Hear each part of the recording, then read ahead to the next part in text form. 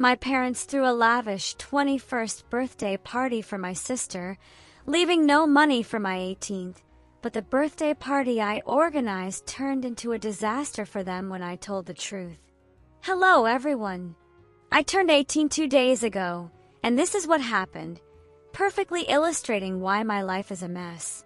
To start, let me tell you that my mom, 46, and my dad, 48, clearly favor my older sister, Yalam, 21, over me. The issue was that I planned a birthday celebration with my own money, which caused problems with our extended family. My extended family, grandparents, aunts, uncles, and cousins, live nearby, so we're quite close.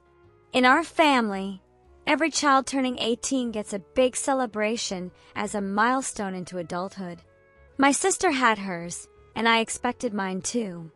But my parents told me they couldn't afford to celebrate my birthday at all because they'd spent everything on Yalam's extravagant 21st birthday party.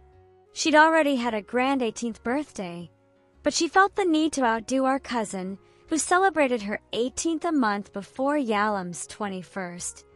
Yalam had been crying and complaining about how our cousin's party was bigger, making her seem jealous and insecure. So, she demanded another lavish party for her 21st to feel better. In our house, Yalam gets what she wants. My parents went all out for her birthday and threw a massive event. Honestly, I didn't mind that Yalam wanted another party because her first wasn't big enough to overshadow others. But I didn't expect my parents to cancel my 18th birthday celebration for hers. A month ago, I asked them what they had planned for my birthday. I wanted to invite friends, so I needed details. They casually told me there wouldn't be a party at all. Their reasoning: they'd spent so much on Yalam's lavish 21st that they'd use the money set aside for my 18th and more. My party wouldn't have even matched Yalam's 18th. Essentially, they prioritized her whim over my milestone. It wasn't surprising. Sometimes I think they'd literally sacrifice me if Yalam wanted a third arm and the devil granted it. By then, I knew arguing with them was pointless. I tried talking about their obvious favoritism countless times before. It's not a new issue. It never got me anywhere, so I ignored them and went to my room. I wasn't going to beg for birthday money. I may not be fully adult, but I have a job. So when cousins started asking if I was doing anything for my birthday, I said yes. They were confused because my parents hadn't sent out invitations, as they had for both of Yalam's parties. I took matters into my own hands and invited everyone myself, calling them to join me at a local restaurant. I was determined to throw my own party since my parents wouldn't. Some asked why my parents weren't inviting them, but I said I was in charge and doing it my way. I knew they'd be disappointed it wasn't a grand event. I was a bit embarrassed too. My cousins and sister had incredible parties, while mine was just a simple, affordable dinner at a restaurant where I work as a waitress using my employee discount. I'd saved enough to treat everyone to a nice meal. My friends, aware of my home situation, kindly offered to take me out as a birthday gift, saying I didn't need to pay for them. I may not have the best parents, but I have the best friends. Still, I invited my whole family to this dinner I organized alone. I was excited for the family dinner because it was the only celebration I'd have with them. My parents were so busy they forgot to wish me a happy birthday. Yalam never bothered to congratulate me in the past, so I didn't expect it this year either. I got ready, went to a wonderful birthday lunch my friends organized. Honestly, it outshone any birthday I've had, and then to the family dinner. The lunch was incredible. My friends went all out to make it special, erasing much of the sadness I felt about not having a big party like my cousins. I was also looking forward to the family dinner, knowing my extended family loves me. From the start, I noticed everyone at the table seemed confused and uneasy. No one said anything outright, but I could tell they expected more than a simple dinner. They tried to seem happy and showered me with love, but I felt some pity because they were disappointed. As the food came out, they grew even more puzzled. My grandparents asked where my parents were and when they'd arrive. I told them they weren't coming. They probably sensed something was wrong, but initially thought I just had a silly fight with my parents. I didn't want to lie or hide anything, so I told them the real reason my parents weren't there. They'd spent all their money on Yalam's party and had none left for mine. The family didn't say much or ask questions to avoid ruining the day. The rest of the dinner went well, and they seemed to enjoy the food. There were raised eyebrows when I paid the bill myself. Overall, it was a decent birthday. The real trouble started the next day when my parents stormed into my room, yelling about how I'd made them look bad in front of the family. Somehow, I gathered from their shouting that my grandparents and relatives had confronted them, harshly criticizing their favoritism and absence from my party, which, to be honest, I hadn't invited them to. My parents were furious, saying I never should have thrown a party or blamed Yalam. They grounded me for disrespecting them in front of the family. Yalam also came to my room to insult me because cousins were saying things to her, and she hates that kind of attention. She loves attention for nice things, like lavish parties, not for how she really is. The good news? I'm 18, so grounding me doesn't mean much.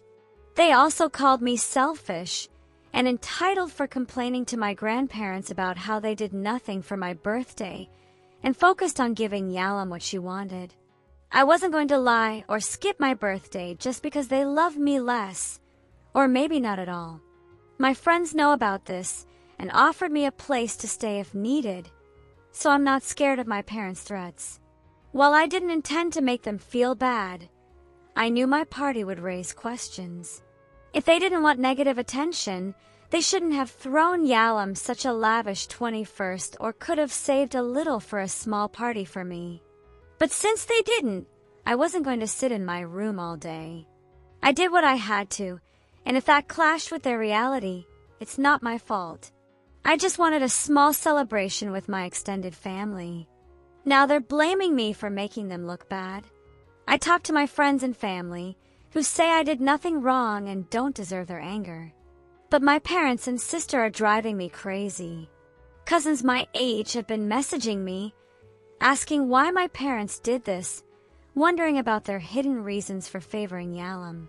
I don't have answers because I don't know either. All I know is they've been awful parents.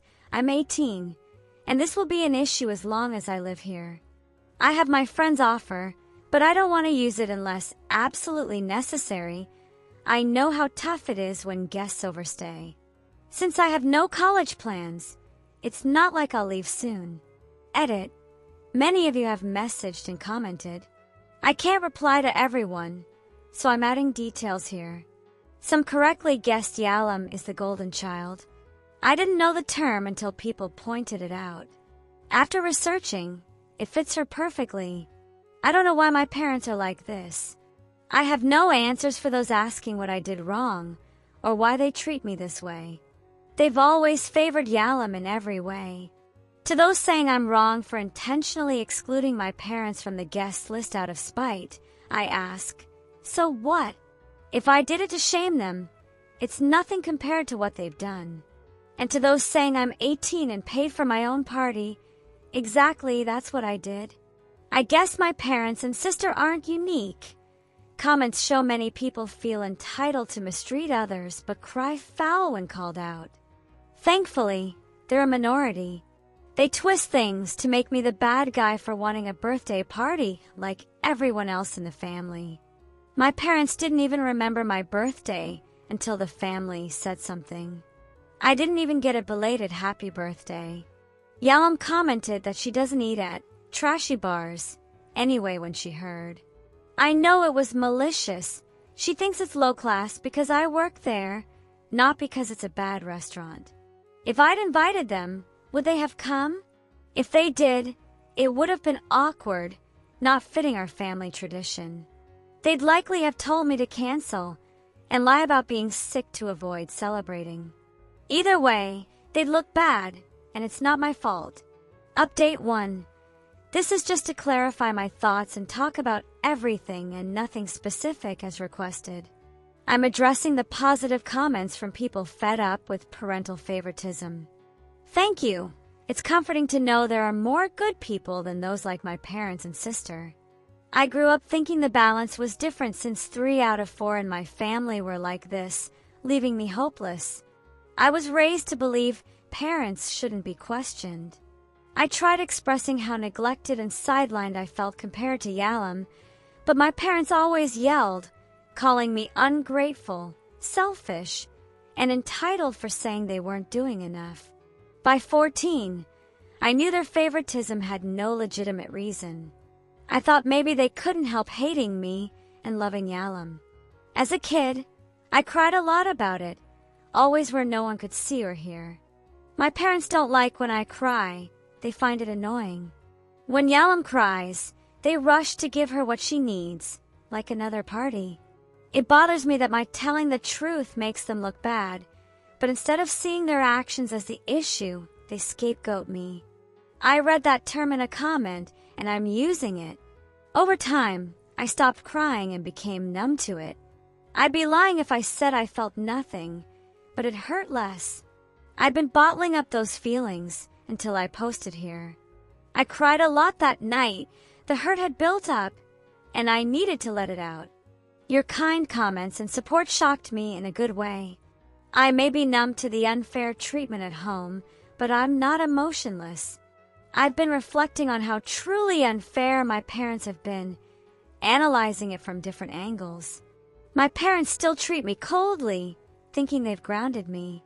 But since I haven't needed to go anywhere beyond school, I haven't fought it. If a friend invites me out, or I need to do something beyond their restrictions, I'll act like the 18-year-old I am. I think they forgot I turned 18, too busy with their problems. Update 2. I'm overwhelmed by the support offered here. I got DMs from people wanting to send money in case my parents kicked me out. I appreciate it, but feel bad taking help from strangers when I have a support network. My friends have offered, and my extended family would help if it came to that. You were clear about needing evidence of my parents' favoritism beyond the party to show it's not an isolated incident. It took 2 days to gather proof of them pressuring me to lie and say I was mad over something trivial, and their admission they didn't plan my party because they spent everything on Yalom's. It took a couple of talks with them to get this, but I did well collecting it. I took the evidence to my grandparents' house. They knew from my birthday, but this was more concrete. To clarify, my extended family is my dad's side. My mom's family lives far away, so we're not close. My grandparents are loving and kind, so my dad didn't get favoritism from them. We can rule that out. My mom's side didn't seem likely either, though I'm not close to them. My grandma had been insisting we have lunch, probably to check on me. My parents let me go, thinking I was fixing things. They didn't know I had more evidence to sink them. Saying my parents favored Yalom is one thing, showing audio and written proof of them admitting it is another. My grandparents were horrified. I felt bad unloading on them. My grandma looked like she might have a heart attack, though thankfully she didn't. My grandpa was ready to rip out someone's heart for her. You can imagine the hugs and kisses I got afterward. I didn't do it for that, but grandparent love is always welcome. I won't deny I crave what my parents can't give. I'm happiest with my grandparents and cousins, feeling more protected and loved by my aunts and uncles than my parents. They never saw the favoritism because I wasn't sulking at family gatherings. I was genuinely happy with them. Some found it odd my parents spent so much on Yalom's 21st, but didn't speak up since it was their money. My grandparents asked for all the evidence, sent to my grandma since my grandpa thinks cell phones are the devil's work. Not really, but teaching him is hopeless. My grandma loves organizing with friends and learned phones fast. My grandpa prefers grumbling to his buddies on a landline It's his code for golf or fishing, each grunt meaning something different, and it's hilarious to hear. That night, they had a family video call. The next day, they confronted my parents directly. Guess what? My parents claimed I was mad and didn't want to party, but the evidence shut them down. It was like they asked the family to use their imagination while an elephant stood in the room.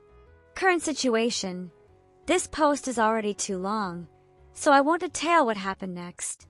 In short, I'm now staying with my grandparents.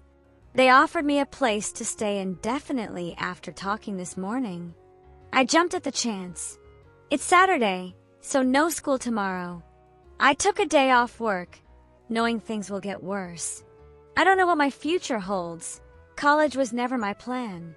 My parents and Yalam have been texting, but I haven't read a single message.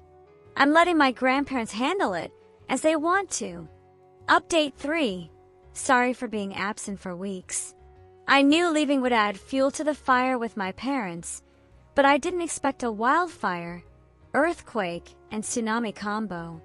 My grandparents planned to talk to my parents, but they brought reinforcements. I didn't know they'd rallied all my aunts and uncles for an intervention. They shared my grandparents' anger. Our family doesn't tolerate favoritism. Everyone came, showering me with hugs, kisses, and gifts, including snacks to feed my anxiety-fueled cravings. They brought their kids to keep me company and shield me from any nasty calls from my parents' post-talk. I can't share exact details of what happened at my parents' house, but it wasn't pretty. Things got out of hand, with a huge fight that led to neighbors calling the police over noise complaints. According to my aunt, my parents hated me for how the family spoke about me. No, I'm not the product of an affair, but for a while, my dad suspected I might be. My mom had an affair, and he found out while she was pregnant with me. She refused a prenatal DNA test, so they waited until I was born.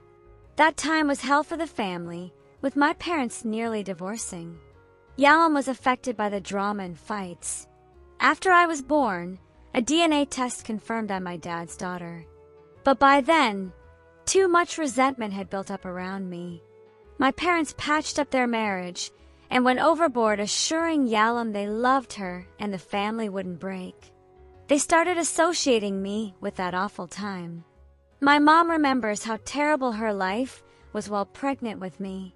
My dad sees her betrayal when he looks at me, unable to shake the thought I could have been another man's child. Yalam hates me because she wants our parents to herself. My aunt, a therapist, couldn't pinpoint why Yalam hates me so much. Writing this feels strange. I was numb when she gently told me why my parents always hated me. I'm glad she did. I needed to know. Now I'm certain they're awful people. They mentally destroyed and neglected me over their own issues. I was an innocent kid, yet I got the harshest punishment. Since then, I've cut contact with them. They left apologetic texts, claiming guilt and wanting to make amends. I understand why they're suddenly remorseful. My grandparents are disinheriting them in Yalam. As a wise poet might say, there's no will for them anymore. The rest of the family has cut them off too. They're trying to fix things because they're now alone and isolated. They've left voicemails from different numbers, crying and begging me to talk. Honestly, I don't think I'll ever speak to them again. Living with my grandparents has drastically improved my mental health, despite learning these awful truths. I'm less stressed and happier than ever. My grandparents put me in therapy, and the family checks on me regularly. They even threw a surprise birthday party to make up for the real one, inviting my friends without me knowing. It was the best day of my life. Surrounded by people who truly love me, I realized I don't need toxic parents in my life. As far as I'm concerned, they're out. Yalam sent nasty messages, but she's blocked. To hell with her. Edit. Someone asked if Yalam was DNA tested, given my mom's affair before I was born and our small age gap. Great question. As far as I know, no, and no family member knows of a test for her. I guess they never suspected anything about her. Update 4. I thought my previous updates were wild, but this one takes the cake. My aunt, the therapist, followed up on that comment about Yalam's DNA after I asked her about it. Yalam didn't know anything but ordered a DNA kit, which showed she's not related to my dad's side of the family. A test with my dad confirmed she's not his daughter. This caused total chaos in our immediate family, accusations flying from my dad, Yalam, and my mom. My dad's furious for living a lie, spending money he didn't have, like on Yalam's 21st, and feeling betrayed. Yalam's angry, wanting to know her biological father, rejecting my dad despite his spending on her, and hating not being from a traditional family. My mom, I don't know why she's complaining. She's the root of this. She's like the villain behind the curtain. My dad and Yalam aren't innocent, but she's the main culprit. That's where we're at. I'm still not speaking to them, though my dad tried reaching out, blocked by my grandparents. I haven't unblocked him even after this news. He's dealing with the divorce, and Yalam not speaking to him. I think he doesn't want ties with her either. The divorce is finalized, and he sought compensation from my mom for the deception, which was granted. Since they didn't have much, he got the family house, and that's it. Maybe that's why Yalam's mad at him, or maybe she was already angry. I don't know. I'm not close to them, and my dad's family is keeping their distance.